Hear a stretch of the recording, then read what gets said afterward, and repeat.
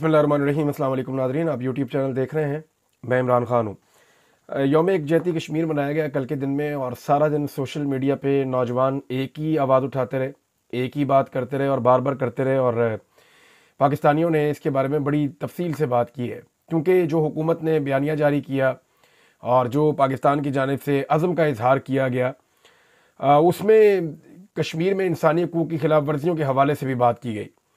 तो लोग एक ही बात पूछते रहे, पाकिस्तान के शहरी सारा दिन सोशल मीडिया पर, कि मकबूजा कश्मीर के लिए जो जज्बाती बयान तो आ गए हैं, मगर क्या पाकिस्तान के अवाम जो पाकिस्तान में मौजूद हैं उन्हें बुनियादी इंसानी हकूक़ मिल रहे हैं या नहीं मिल रहे? ये एक बड़ा सवाल बार बार उठाया गया पाकिस्तानियों की जानिब से। तो ये सवाल आप भी सोचिएगा कि हम तब बात करें ना दुनिया के बारे में जब हम अपने गिरबान में झांकें। यहाँ पे ख़वातीन की बेहुरमती हो रही है, चादर और चार दीवारी का तकद्दुस पामाल हो रहा है, ख़वातीन को बेगुनाह जेलों में डाला गया, बड़े लंबे अरसे तक उनको रखा गया, 20,000 से ज़ायद सियासी कारकुनों को गिरफ्तार किया गया, 1 लाख के करीब छापे मारे गए। पूरी दुनिया में इसके खिलाफ आवाज़ उठा रही है। और हम बात करते हैं हक़ खुद इरादियत की, कि वहाँ पे कश्मीर में मिलना चाहिए कश्मीरियों को। तो पाकिस्तान के अंदर जो मैंडेट छीना गया पाकिस्तानियों का, क्या उसके बाद दुनिया हम पे एतबार करेगी? ये बड़े सवाल हैं और लोग उठाते हैं सोशल मीडिया पे। इसीलिए सोशल मीडिया के ऊपर पाबंदियाँ लगती हैं, कदगनें लगती हैं, और सोशल मीडिया को पसंद नहीं किया जाता ताकतवर लोगों की नज़र में। नाज़रीन, ख़त के हवाले से ये कहा जा रहा है जी कि ख़त का जवाब नहीं आएगा। यानी कोई लोग कह रहे हैं ख़त की रसीद भी नहीं मिलेगी। पहले कह रहे थे जी ख़त मिला ही नहीं, ख़त पहुंचा ही नहीं, जनाब किसी को कोई ख़त मौसूल ही नहीं हुआ। कोई कह रहा है जी ख़त गुआच गया है, कोई कह रहा है जी कि ख़त का कोई जवाब नहीं आएगा। तो मैं एक चीज़ सिर्फ बताऊँ, एक तो ये लोग पढ़े लिखे नहीं है, दूसरा ये कोशिश भी नहीं करते। तो इमरान खान साहब ने इनके बारे में ठीक कहा था, जो खुला खत होता है ना, जिसको ओपन लेटर कहते हैं, जो सारी दुनिया के लिए लिख दिया जाता है कि ये बिल्कुल सबको पता चल जाए कि इस खत में क्या लिखा है, वो जो खुला खत होता है ना, वो किसी भी वक्त उस बंदे तक नहीं पहुंचाना होता। वो खुला खत सबके लिए होता है और वो सबको बता दिया जाता है कि आप उस बंदे को क्या कहना चाहते हैं। तो आर्मी चीफ को इमरान खान साहब ने जो खुला खत लिखा, वो एक्चुअली लिखा तो आर्मी चीफ को, लेकिन पूरी कौम को यह बताना मकसद था कि वो आर्मी चीफ को क्या कहना चाहते हैं। पूरी फौज को भी ये बताना मकसद था, सारे इदारों को ये बताना मकसद था, हुकूमत को ये बताना मकसद था, पूरी दुनिया को आलमी सतह पे बताना मकसद था। उसकी अंग्रेजी में ट्रांसलेशन भी की गई कि इमरान खान साहब आर्मी चीफ को क्या कहना चाहते हैं और उन्हें किस किस्म के गिले और शिकवे हैं।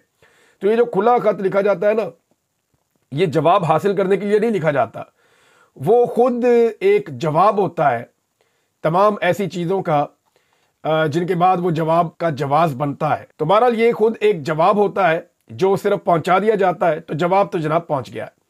एक और चीज़ नाज़रीन मैं आपको बताऊं कि हुकूमत ने अपनी रविश बिल्कुल नहीं बदली, एस्टेब्लिशमेंट ने और हुकूमत ने अपने आप को बिल्कुल तब्दील नहीं किया। वो एग्जैक्टली उसी काम पर लगे हुए हैं जो काम वो गुज़िश्ता लगभग 3 साल से कर रहे हैं। यानी एक मरतबा फिर पूरे पंजाब के अंदर छापे मारने शुरू कर दिए। इस्लामाबाद में क्रैकडाउन रिपोर्ट हो रहा है, इस पे जो है वो एहतशाम अब्बासी साहब ने रिपोर्ट किया। आमिर मुगल साहब जो पाकिस्तान तहरीक इंसाफ इस्लामाबाद के सदर हैं, उन्होंने कारकुनों को खबरदार किया कि वो अपने घरों के अंदर ना रहे, क्योंकि पुलिस क्रैकडाउन कर रही है और कारकुनों की बड़े पैमाने पर गिरफ्तारियां करना चाहती है। आमिर मुगल साहब के हवाले से बताऊं कि इनके ऊपर तो 50 से ज़ायद मुकदमात डाल दिए गए। यानी ये आदमी मेरे ख्याल में इस्लामाबाद में सबसे ज़्यादा मरतबा गिरफ्तार हुआ है, लेकिन ये आदमी हिम्मत नहीं हारता। इमरान खान साहब का बड़ा तगड़ा वर्कर है। और अभी कत्ल का एक मुकदमा डाल दिया गया आमिर मुगल के ऊपर, ताकि 1-2 साल के लिए इनको बिल्कुल गायब ही कर दिया जाए मंजर से। तो पार्टी की जानिब से हदायत दी गई कि आप तो ज़रा साइड पे हो जाए, और एक कायम मकाम सदर भी बनाया गया इस्लामाबाद के लिए। लेकिन इसके बावजूद मैं विजुअल्स देख रहा था कि आमिर मुगल ने इसके बावजूद इस्लामाबाद में पहुंच के वहाँ पे पॉलिटिकल एक्टिविटीज़ की हैं, लोगों को मोटिवेट किया है। तो जो चीज़ें इस तरह हो रही है ना, लोग इतना रिस्क ले रहे हैं, इसका मतलब यह है कि पाकिस्तान तहरीक इंसाफ के ऊपर गोली चलने के बावजूद ये पार्टी हार नहीं मान रही। देखिए, इस्लामाबाद के अंदर गोली चली है और इस्लामाबाद का सदर जो है उस पर कत्ल का मुकदमा भी है और 50 से ज़्यादा उसके ऊपर मुकदमे हैं। इसके बावजूद वो पूरी तरह से मोटिवेशन कर रहा है, भाग दौड़ कर रहा है, लोगों को चैनलाइज कर रहा है, ऑर्गेनाइज कर रहा है, और इसी तरह बाकी लोग भी कर रहे हैं। पंजाब में जो छापे पड़ रहे हैं उसमें नईम हैदर पंजूता साहब के घर पे, डेरों पे छापे मारे जा रहे हैं।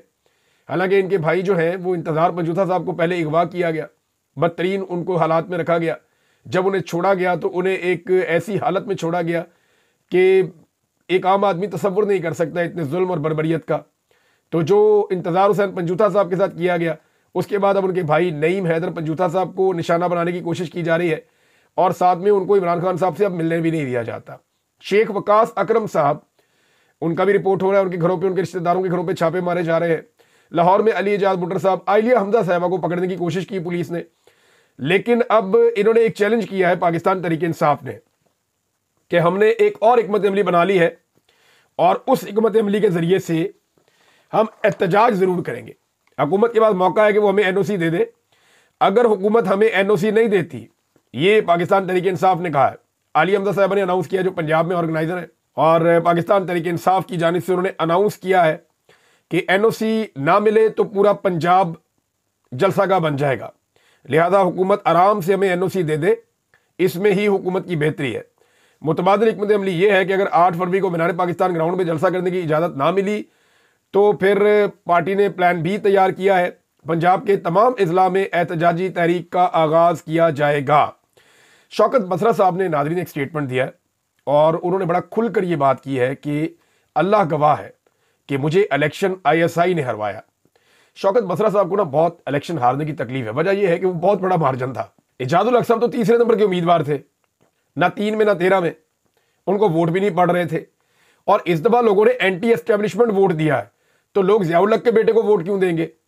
लेकिन ज़ियाउल हक साहब के, क्योंकि वो बेटे हैं, एस्टेब्लिशमेंट के जरा दिल के करीब हैं, तो एजाजुल हक साहब को बना दिया गया MNA, जबकि शौकत बसरा साहब जो कि फार्म 45 के मुताबिक रियल MNA थे, उनको हरा दिया गया। अब वो काफ़ी जो है वो गुस्से में है। उन्होंने कई जगहों के ऊपर एहतजाज किया, वो ज़ियाउल हक की कब्र पे भी गए, हर जगह जाके उन्होंने बात की और उन्होंने हर जगह जाके चैलेंज किया, अदालत में जाके चैलेंज किया, लेकिन इसके बावजूद शौकत बसरा साहब की बात कोई नहीं सुन रहा। तो शौकत बसरा साहब ने फाइनली बताया कि मैं अल्लाह को गवाह बनाकर कहता हूँ कि मुझे जो इलेक्शन हराया है वो ISI ने हरवाया है। नाज़रीन, मैं आपको पिछले वीलॉग में एक बात कह रहा था कि जो डोनाल्ड ट्रंप ने कहा पाकिस्तान को उसकी मजम्मत करनी चाहिए। डोनाल्ड ट्रंप ने जो कहा, जैसा कि पाकिस्तान ने मजम्मत की उस वक्त जब जो बाइडन ने सपोर्ट किया इसराइल को फ़लस्तीन के खिलाफ, और वहाँ 46,000 फ़लस्तीनियों की शहादतें हो गई, जिनमें लगभग 70% ख़वातीन और बच्चे थे।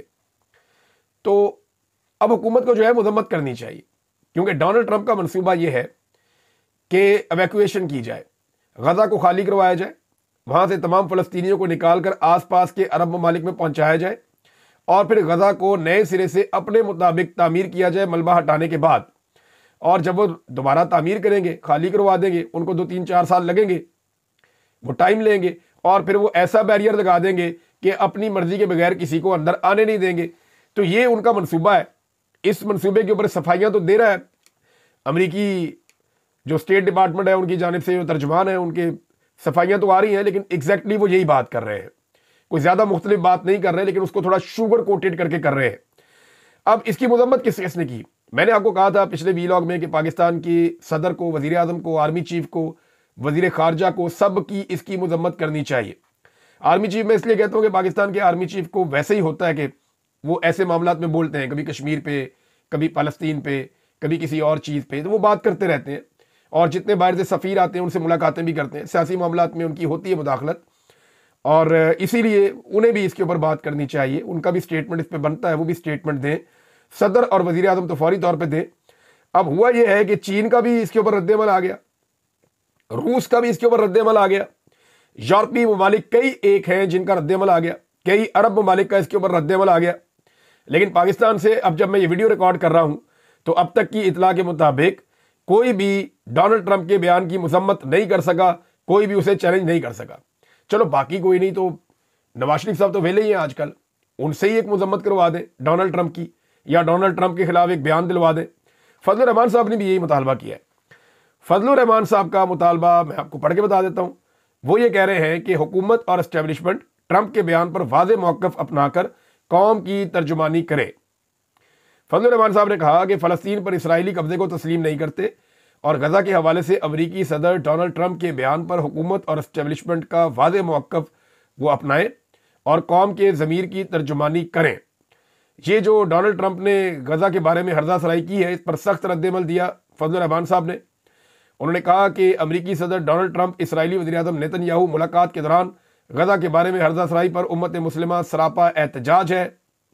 लिहाजा जनाब वो ये कह रहे हैं कि कब्ज़े को हम तस्लीम नहीं करेंगे, ये फ़लस्तीनियों का इलाका है, सऊदी अरब ने भी ये बात की, अरब ममालिक ने और भी की, उन्होंने इस डोनाल्ड ट्रंप के आइडिया को मुस्तरद किया। लेकिन पाकिस्तान इसके बारे में नहीं बोल रहा, जो वाहिद एटमी इस्लामी मुल्क है, एक वाहिद एटमी इस्लामी मुल्क है, लेकिन पाकिस्तान ने इसके बारे में बात नहीं की। उसकी वजह यह है कि पाकिस्तान पहले ही डोनाल्ड ट्रंप को मनाने के चक्कर में, देखिए मैंने आपको एक बात कही थी, मैंने आपसे कहा था ना ये इमरान खान से बचने के लिए कंप्रोमाइज कर लेंगे अमेरिका के साथ भी और इसराइल के साथ भी। मैंने आपसे कहा था ना, मैं आपको ये बता रहा था कि पाकिस्तान की हुकूमत और एस्टेब्लिशमेंट, अगर इन्हें इसराइल और अमेरिका के साथ भी कंप्रोमाइज करना पड़ा, इंडिया के साथ भी कंप्रोमाइज करना पड़ा इमरान खान से जान छुड़ाने के लिए, तो ये कर गुजरेंगे। और अब आपको वो सूरत नजर आ रही है ना कि एक ऐसा स्टेटमेंट डोनाल्ड ट्रंप ने दिया जिसके ऊपर कोई भी कमजोर से कमजोर हुकूमत होती तो जरूर मजम्मत करती या इस बयान के ऊपर जो है वो बात करती, लेकिन इस हुकूमत ने अब तक बात नहीं की। वो अभी भी कैलकुलेशन में लगे हुए कि करना क्या है। नाज़रीन, अमेरिका की क्योंकि बात हो रही है तो बिलावल पहुंचे उस नाश्ते में, जो एक दवाइया किस्म का नाश्ता होता है, एक तंजीम करवाती है अमेरिका में एक नाश्ता, और ये होता है जब फरवरी का महीना आता है उसकी जो पहली जुमेरात होती है उसमें ये नाश्ता होता है। अमेरिका के कई इलाकों में होता है, कुछ 4-5 हज़ार बंदा इकट्ठा किया जाता है, कई मुल्कों से लोग आते हैं, मुख्तलिफ सफ़ीर भी आते हैं, मुशीर भी आते हैं, वज़ीर भी आते हैं, मुख्तलिफ ममालिक से लोग आते हैं, तो सदर भी उस नाश्ते के अंदर मौजूद होता है। तो बिलावल भी वो नाश्ते में पहुंच गए। बल्कि मेरी एक अमेरिकन पाकिस्तानी से बात हो रही थी, वो ये कह रहे थे कि अगर आप मुझे सिर्फ 2 महीने पहले बताएं तो इमरान साहब ये नाश्ता तो मैं आपको भी करवा सकता हूँ। वो बड़े बासर आदमी है, अमरीकी हुकूमत में उनका बहुत असर रसूख है। उन्होंने कहा जी अगर 2 माह पहले आप मुझे बताएं तो ये जो नाश्ता है, ये नाश्ता मैं आपको भी करवा सकता हूँ। उन्होंने ये दावा किया, एक बड़े मोतबर ओवरसीज पाकिस्तानी है जो अमेरिका के अंदर रहते हैं।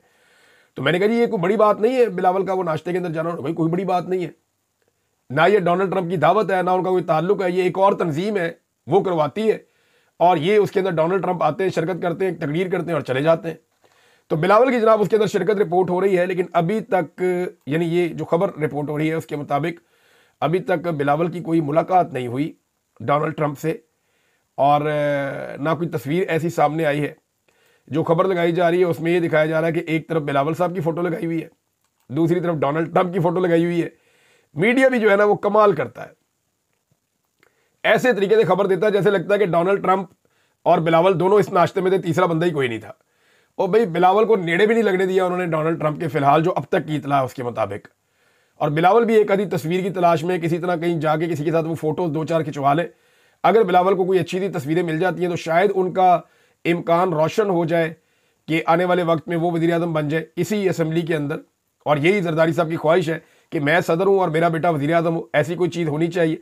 लेकिन फिलहाल तो बिलावल को कोई तस्वीर नहीं मिली, और ख़ास तौर पर जो तस्वीर वो चाह रहे थे कि डोनाल्ड ट्रंप के नज़दीक पहुँचे, अभी तक तो बिलावल के बारे में इत्तला मिल रही है कि वो डोनाल्ड ट्रंप के पास भी नहीं फटक सके। नाज़रीन, एक और खबर है, वो है जनाब मोहसिन नकवी साहब के हवाले से। खबर इंपॉर्टेंट है।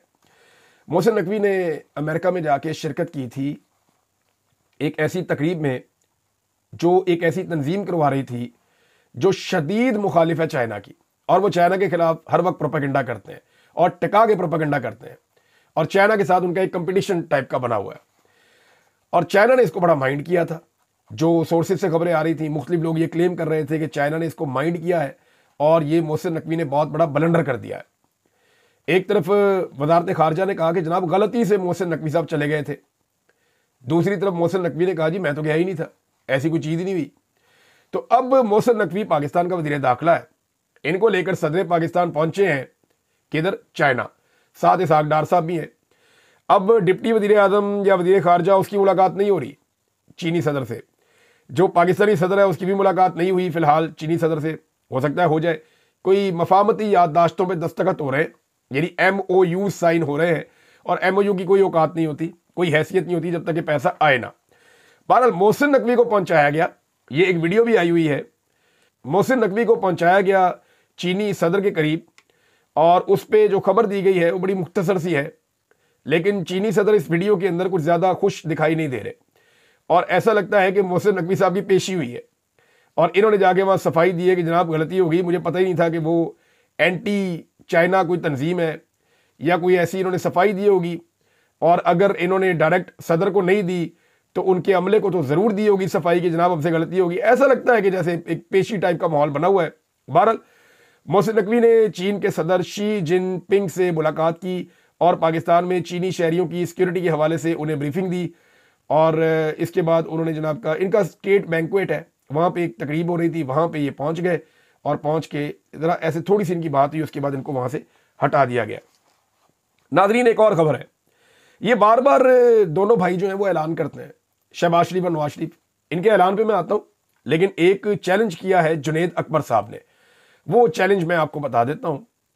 और उन्होंने कहा कि मैं यकीन दिलाता हूँ कि 8 फरवरी को तारीखी जलसा होगा और इस जलसे में हम किसी को कोई ट्रांसपोर्ट या गाड़ी नहीं देंगे, लोग इमरान खान की खातिर अपनी मदद आपके तहत पहुंचेंगे, ये जुनैद अकबर ने कहा।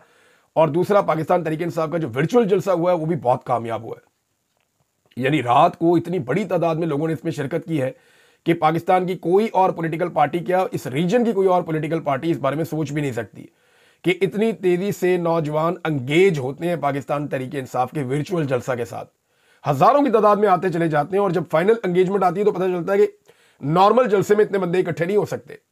ये फ्यूचर के जलसे हैं, इन्हें आइडिया ही नहीं है पीएमएलएन को, पीपल्स पार्टी को। ये अभी भी जाके स्टेज बना के जलसे करते हैं, आने वाले वक्त में इस तरह जलसे होंगे ही नहीं। आने वाले वक्त में ये सारे डायनामिक्स, सारी चीजें बदल जाएंगी। जैसा कि पाकिस्तान के इलेक्ट्रॉनिक मीडिया की हैसियत खत्म हो रही है, सोशल मीडिया आने के बाद अखबारात पढ़ने लोगों ने बंद कर दिए हैं, ट्विटर आने के बाद, यूट्यूब आने के बाद, फेसबुक आने के बाद और इंस्टाग्राम आने के बाद लोग अखबारात से दूर हो गए। तो इसी तरह से आहिस्ता आहिस्ता जो ग्राउंड में जाके आप जलसे करते हैं, इनकी हैसियत कम होती जाएगी। ये वर्चुअल जलसे अहमियत इख्तियार करते चले जाएंगे और इनका डाटा बड़ा क्लासिफाइड तरीके से आया करेगा। एक एक चीज पता चलेगी, कितने बंदों ने कहां से शिरकत की, किस हल्के से कितने बंदे शामिल हुए और कितने वोटर कहां कहां के हैं। आने वाले वक्त में आपको ये डाटा भी मिल जाया करेगा, आपको पता चल जाएगा कौन सी पार्टी कहां चल रही है और इसी की बुनियाद के ऊपर सर्वे हो जाया करेगा कौन आगे कौन पीछे। बहरहाल जो दोनों भाई है नवाज शरीफ और शहबाज शरीफ, ये बार बार दावे करते हैं कि महंगाई कम हो रही है, बार बार कहते हैं महंगाई कम हो रही है, और अब तो दावा यह कर दिया है कि गुज़िश्ता 9 सालों में महंगाई इतनी कम नहीं हुई जितनी इन्होंने कर दी है। तो चले हकायक आपके सामने रख देते हैं, सिर्फ 5 या 6 चीजों की मैं आपको बताऊंगा कि महंगाई का आलम क्या है। अब क्लेम क्या है दोनों भाइयों का? क्लेम यह है कि 9 साल में कभी महंगाई इतनी कम नहीं थी जितनी इन दोनों भाइयों ने महंगाई कम कर दी है एस्टेब्लिशमेंट की गोद में बैठ के। क्लेम इनका यह है। अब मैं इनके क्लेम का हकीकत आपके सामने रखता हूं। 9 साल अगर लगाएं तो पीछे नवाज शरीफ का दौर भी इसके अंदर शामिल हो जाता है, उसके बाद इमरान खान साहब का 3.5 साल का दौर भी आ जाता है, उसके बाद पीडीएम सरकार के 1.5 साल भी आ जाता है, उसके बाद जो निगरान हुकूमत आई उसके 6-7 महीने भी आ जाते हैं, और उसके बाद अब ये जो हुकूमत आई है इसका 1 साल भी इसके अंदर शामिल हो जाता है। तो हम इस सारे को नहीं देखते कि 9 साल में क्या वाकई इन्होंने सबसे कम महंगाई कर दी है। हम सिर्फ इमरान खान साहब के जाने वाले महीने से या फरवरी 2022 से इसका मवाजना कर देते हैं कि फरवरी मार्च 2022 में इमरान खान साहब के दौर में ये 5-6 चीजें जो मेन चीजें हैं, मैं ज्यादा डिटेल में नहीं जा रहा, ये 5-6 चीजें कितनी महंगी थी और आज कितने की हैं। तो शहबाज शरीफ साहब का जो 9 साल रिकॉर्ड है ना, ये मैं इसका पोल यहां पे आपके सामने अभी खोलने वाला हूं। नंबर 1, बिजली जो 12 रुपए से 16 रुपए फी यूनिट तक मिल रही थी और मैक्सिमम ये कोई 20 तक चली जाती थी, अब ये 50 रुपए से 70 रुपए तक फी यूनिट में मिल रही है। 4 गुना कीमत बढ़ चुकी है। गैस की कीमत में 10 गुना इजाफा हो चुका है। 1000% तक गैस की कीमत में इजाफा हुआ है, यानी दुगनी फिर दुगनी फिर दुगनी, यानी इतनी कीमत बढ़ाई है कि 10 गुना तक गैस की कीमत में इजाफा किया है इमरान खान साहब के दौर के मुकाबले में। पेट्रोल की कीमत इमरान खान साहब छोड़ गए 150 रुपए, आज आपको मिल रहा है 300 तक भी ये ले गए थे, लेकिन आज आपको मिल रहा है 257 रुपए। तो ये महंगाई 9 साल की कम हुई है या ज्यादा हुई है? डीजल की कीमत 145 रुपए इमरान खान साहब छोड़ गए थे और आज 268 रुपए। ये 9 साल में ज्यादा हुई है या कम हुई है? भाई ये तो महंगाई ज्यादा हुई है। आटा इमरान खान साहब 1100 रुपए का 20 किलो वाला थैला छोड़ गए थे, आज 2000 रुपए का और बात जगहों पे इससे भी महंगा मिलता है। चीनी इमरान खान साहब चीनी छोड़ गए थे 100 रुपए किलो से कम की कीमत में, और यानी कुछ लोग कह रहे थे जब 80 रुपए किलो चीनी हुई थी ना तो इन्होंने रोला डाल दिया था कि ये चीनी 80 रुपए किलो हो गई, इमरान खान का नाम ही रख दिया चीनी चोर। याद है आपको, इन्होंने नाम रख दिया था 80 रुपए किलो चीनी के ऊपर कि इमरान खान चीनी चोर है। तो आज जो उस चीनी की कीमत है वो 150 रुपए किलो से ज्यादा है। तो ये कीमत कम हुई है 9 साल में या ज्यादा हुई है? भाई इन्होंने बढ़ा दी है। 9 साल की कम तरीन शराबें कैसे पहुंच गई? अच्छा जी, घी की कीमत में कितना इजाफा हुआ इमरान खान साहब के दौर से लेकर अब तक? तो ये दुगने से ज्यादा इजाफा घी की कीमत में भी इन्होंने कर दिया है। चावल जो है बासमती, ये 90 रुपए से 120 रुपए किलो के दरमियान मिलता था और अब ये मिलता है 257 रुपए से 470 रुपए किलो के दरमियान। यानी डबल से भी ज्यादा कीमत पे ले गए हैं। दूध, ये जो डब्बे वाला है, ये जो 150 रुपए का मिलता था 1 लीटर वाला पैकेट, ये आज 355 रुपए का मिल रहा है। दालों की कीमतें, सब्जियों की कीमतें, दीगर तमाम चीजों की कीमतें आसमान से बातें कर रही है। और ये दोनों भाई झूठ बोल रहे हैं कि हम महंगाई कम कर रहे हैं। एक्चुअली होता यह है कि ये झूठ को इतने कॉन्फिडेंस से इतनी मर्तबा बार बार बोलते हैं कि इन्हें लगता है कि लोग उसके ऊपर यकीन करेंगे, लेकिन ऐसा होगा नहीं। गरीब आदमी पैसे लेकर जाता है, उससे चीज खरीदता है, जब वो खरीदता है तो वापस आते हुए 4 गालियां भी देता है और वो बताता है कि जनाब अब कसूर किसका है। वो एस्टेब्लिशमेंट को और उनके लाए हुए इन मोहरों को अपनी तबाही के लिए जिम्मेदार समझ रहा है। और गरीब आदमी सब जानता है, पाकिस्तान का आम आदमी इंतजार कर रहा है कि एक मरतबा फिर उन्हें मौका मिले और वो फिर इन सारों को शिकस्त दे। अब तक के लिए इतनी, अपना ख्याल रखिएगा, अपने चैनल का भी। अल्लाह हाफिज।